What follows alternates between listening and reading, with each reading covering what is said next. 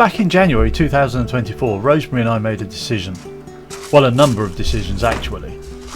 At the time I was renting an industrial unit to use as my workshop. We both wanted to move house, so we decided that we would begin the search for a property in our corner of West Sussex which would allow for me to build a nice workshop, have a large vegetable garden and would offer the opportunity to extend and develop the house as well.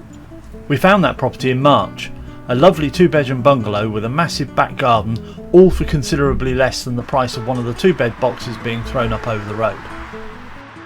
I packed up the workshop and moved everything into storage in May, and we moved home at the end of August.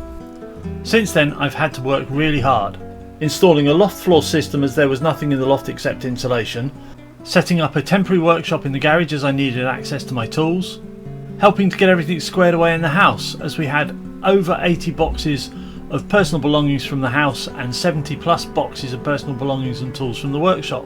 But that's behind us now and we're in. And of course the best bit is I'm free to start filming for the channel again.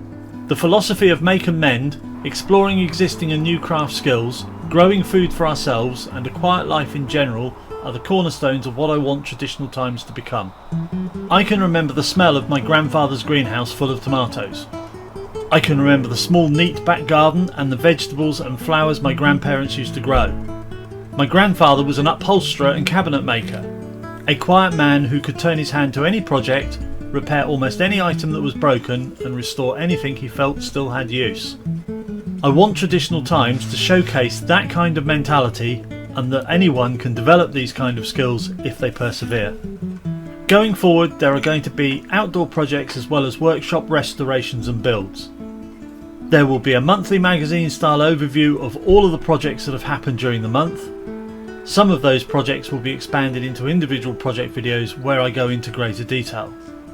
If any of this is of interest, then why not subscribe to follow us? Well, mostly me.